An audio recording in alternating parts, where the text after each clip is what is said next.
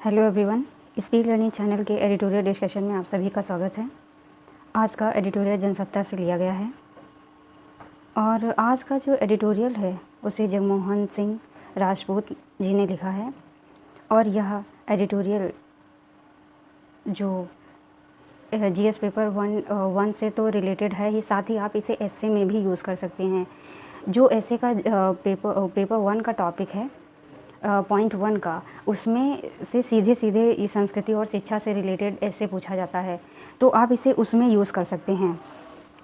और जितना भी मैं कीवर्ड्स आपको बताऊंगी प्लीज़ आप इसे नोट डाउन करते जाइएगा, क्योंकि इससे आपका जो है अगर 700 पीसीएस में 700 वर्ड का और आईएएस में 1200 वर्ड का एक ऐसे आता है, तो कुछ वर्ड का कलेक्शन आपके पास हो जाएगा इससे। तो चलिए आज का डिस्कशन स्टार्ट करते हैं। तो राइटर कहते हैं कि गांधी जी ने भारत की सामाजिक, उसकी सांस्कृतिक परिपक्वता को समझा था, धर्मयाची सदाचार के महत्व को समझाया था और उसे व्यवहारिक स्वरूप देने में जीवन लगा दिया था। सही बात है कि आज जो है गांधी के विचार ज़्यादा प्रासंगिक प्रतीत होते हैं, जो उस समय से लेकर आज तक कहीं ना कहीं यूज़ ज़रूर हो रहे हैं। और आगे कहते हैं कि उनका स्पष्ट विचार था कि कोई भी संस्कृति जो सबसे बच कर रहना चाहती है जीवित नहीं रह सकती है। और आगे राइटर कहते हैं कि देश में ऐसा कौन होगा जो भारत की इस प्रकार की श्रेष्ठता को वैश्विक स्तर पर उजागर और स्थापित होते ना देखना चाहे।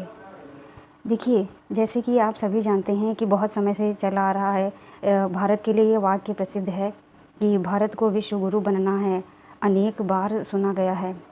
जब जब जहाँ जहाँ यह वाक्य कहा गया है वहाँ लोग असमंजस और आशंका से घिर जाते हैं, लेकिन जो भी व्यक्ति भारत और उसके प्राचीन सभ्यता संस्कृति से परिचित है वह इसे नकारता नहीं है। इसका मतलब यह है कि जो प्राचीन समय के लोग थे, जो धीरे धीरे जो है अपनी संस्कृति को अपने ही अनुरूप परिवर्तित करते चले आए हैं, उन्हें लगता है कि भारत ज़रूर एक ना एक दिन गुरु बनेगा विश्व का। आज कोरोना के समय में यह कहीं ना कहीं बात साबित सिद्ध हो रही है, क्योंकि जो भारत की सभ्यता संस्कृति थी वह यूज़ हो रही है आज के समय में। और आगे लेखक कहते हैं कि ऐसे लोग यह भी मानते हैं कि इस सुनहरी अभिलाषा के पूर्ण होने की संभावना घोषणा से नहीं, उन तथ्यों के विश्लेषण से निखरेगी जिनके कारण भारत आज उस स्थिति में नहीं है। वे यह भी मानते हैं कि इस प्रकार की घोषणा की आवश्यकता नहीं है कि भारत विश्व गुरु बन गया है, बस यह बनने वाला है।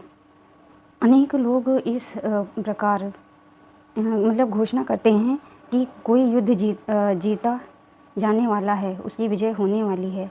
ऐसे सभी लोग कहते रहते हैं, लेकिन वहीं त्याग और तपस्या के द्वारा समृद्ध करना होगा, जिसके लिए प्राचीन सभ्यता भारत के ज्ञानी जन जाने और सराहे जाते हैं।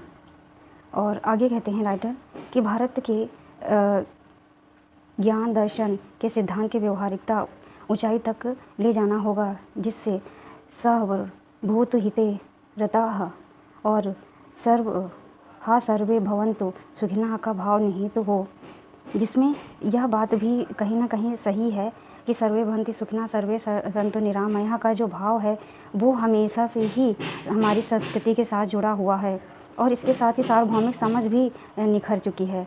हजारों साल पहले यदि यह आकर्षण तक्षशिला विक्रमशिला में विश्व भर के देशों के लोगों को यहाँ के विश्व प्रसिद्ध केंद्रों में स्वतः ही लाता था, तो ऐसा संभव क्यों नहीं है अभी।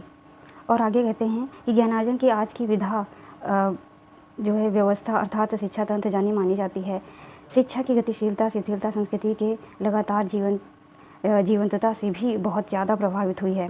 सभ्यता विकास प्रगति मानव और वहीं उसके साथ ही जैसे जैसे जब पश्चिम के विद्वानों ने भारत को बिना किसी पूर्वाग्रह के समझने का प्रयास किया, उसे ज्ञान भंडार और संस्कृति की श्रेष्ठता को पहचाना, उनकी श्रद्धा सम्मान उसके प्रति बढ़ता गया।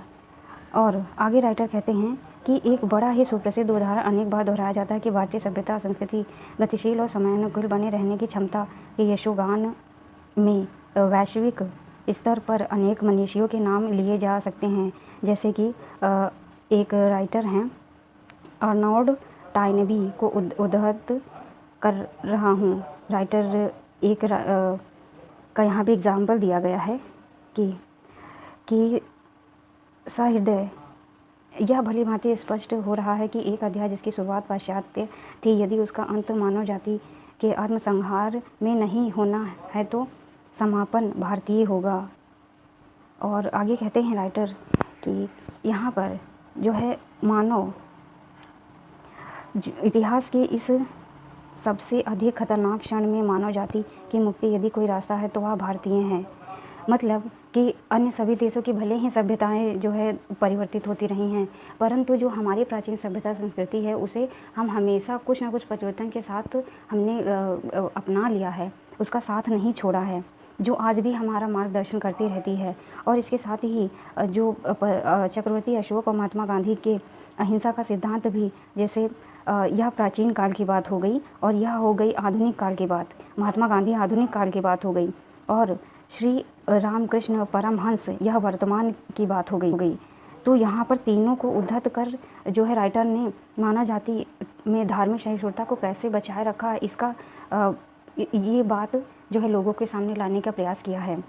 और वहीं आगे कहते हैं राइटर कि यहाँ हमारे पास ऐसी मनोवृत्ति की भावना है जो मानव जाति को एक परिवार के रूप में विकसित होने सहायता कर सकती है। और साथ ही यह अंतर्राष्ट्रीय जो एक राइटर हैं विल दुरा ने लिखा है हमारी संस्कृति के बारे में कि आज के हर विद्यार्थी के लिए बड़े शर्म की बात है कि यही होनी चाहिए कि भारत से पूरी तरह परिचित नहीं है। हाँ, ये कहीं ना कहीं राइटर की बात सही सिद्ध होती है, क्योंकि बिना जाने लोग अक्सर कई टिप्पणियाँ कर देते हैं भारतीय सभ्यता और संस्कृति पर। वहीं आगे कहते हुए अपने जगत की प्रसिद्ध स्टोरी ऑफ सिविलाइजेशन में भी इन्होंने भारत के बारे में कहा है कि सभ्यता के विकास और प्रगति की प्रभावशाली निरंतरता एवं मोहनजोदड़ो, गांधी, टैगोर, रमन परिदृष्टि डाले तो आध्यात्मिक दर्शन की उपलब्धियों की गहराई की प्रशंसा करते हैं। खगोल विद्या की 3000 साल पहले की वैज्ञानिक दृष्टि से उपलब्धियों से लोग चकित हैं। सही बात है। इसके साथ ही इसके अलावा भारत की पेटेंट स्कॉलरशिप अब उस यूरोप के सामने आ रहा है जिसने हार मान लिया था कि कल विकसित यूरोपीय सभ्यता ही भविष्य की सभ्यता का एकमात्र रास्ता है।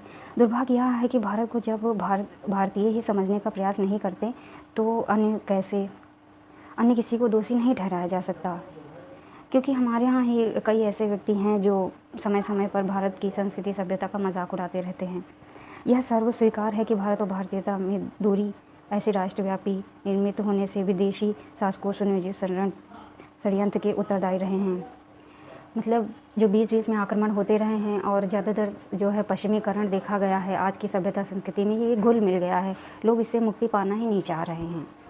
तो वही आगे राइटर कहते हैं कि अगर स्वतंत्रता के 70 साल बाद दोषारोपण नहीं किया जा सकता, हमें अपनी शिक्षा व्यवस्था की अपेक्षित परिवर्तन करने की पूरी स्वतंत्रता आवश्यकता भी थी, मगर हम प्रत्यारोपण व्यवस्था को मोटे तौर पर परिवर्तन करके लागू करने दिया। मतलब यहाँ कहने का ये है कि हमारी भी कुछ हद तक गलती थी कि हमने जो परिवर्तन हो रहे हैं या गांधीवादी जो विचारधारा है उसको अपनाया नहीं, उसमें स्वयं का क्या हित था वही ढूंढते रहे, मानव कल्याण की बात हम लोगों ने सोची ही नहीं ज़्यादातर। और आगे कहते हैं राइटर कि इनमें से किसी में भी संघर्ष काल में ही शिक्षा इतना ध्यान कहीं नहीं दिया गया जितना भारत में दिया गया। इनमें न केवल अपनी शिक्षा व्यवस्था स्थापित करने में निर्णायक सोची, बल्कि संस्कृति विविधता और स्वीकार्य जो है मानवीय मूल्यों की पुनर्स्थापना पर भी लगातार बल दिया गया था। और कोरोना की चुनौती एक अदृश्य शत्रु को पराजित करने में भारत की सभ्यता और संस्कृति देखिए आज यह हो गया है कि भारत के जो नमस्ते का एक संस्कृति हमारे यहाँ से पहले चली आ रही है उसे लोग अपना रहे हैं। और साथ ही लोग जो है भारत की जैसे परंपरा रही है कि जब घर से अगर आप बाहर जा रहे हैं, बाहर होकर आए हैं घर में पुनः, तब आप हाथ पाँव धो लें। ये भी हमारे यहाँ की संस्कृति रही है और इस पर भी लोग अब अमल कर रहे हैं। यह मनुष्य के ज्ञान, विज्ञान और बुद्धि की गहराई की सीमाओं का भान कराती है। प्रकृति के प्रति असंवेदनशीलता के परिणामों को भी दर्शाती है। कोरोना ने इतिहास के इस मोड़ में एक नया अध्याय ही नहीं, कालखंड भी हमारे सामने खोल दिया है। मनुष्य और मानवता के समक्ष चुनौती सामने उभरती हैं, उनमें से अधिकांश मानव जाति ही होती हैं और उनका समाधान भी मनुष्य स्वयं ही निकालता है।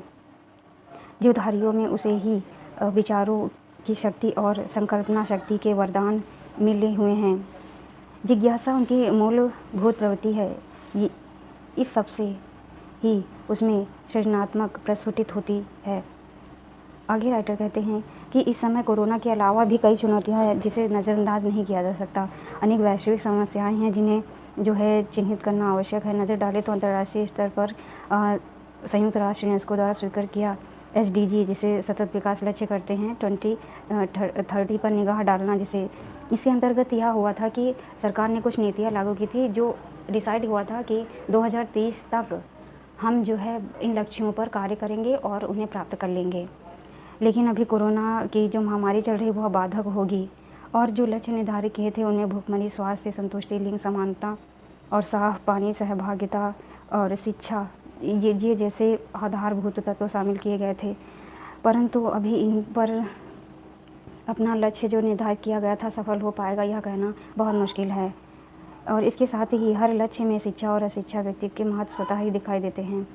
कुल मिलाकर सबसे महत्वपूर्ण लक्ष्य सभी को अच्छी गुणवत्ता एवं शिक्षा देना है, क्योंकि इसके प्रभाव से सभी सीधे बढ़ता है सभी मनुष्यों पर। और अंत में राइटर कहते हैं कि शिक्षा के 4 स्तंभ जिन पर चर्चा होती है उनमें पहला है ज्ञान पाना, कौशल सीखना और व्यक्तित्व विकास। 21वीं सदी में इन तीनों में पहले स्तंभ को इंगित किया गया है और वह है साथ साथ रहना सीखना। और राइटर ने गांधी जी के एक वक्तव्य यहाँ प्रयोग किया है। वो कहते हैं कि गांधी जी ने भारत की सामाजिक और उसकी सांस्कृतिक परिपक्वता को समझा था, धर्म यानी सदाचारण के महत्व को समझा था, उसे व्यवहारिक रूप देने में जीवन लगाया था। उनका स्पष्ट विचार था कि ऐसी कोई भी संस्कृति जो सबसे बचकर रहना चाहती है जीवित नहीं रह सकती। भारत को उसे आत्मसात कर विश्व के समक्ष उदाहरण रखना होगा। मतलब कि अब यह बात सिद्ध हो गई है कि भारत को विश्व गुरु बनने का जो सुनहरा मौका प्राप्त हुआ है वह उसमें जो है पूरी तरह रोल निभा पाने में कहाँ तक सक्षम होगा यह तो वक्त ही बताएगा।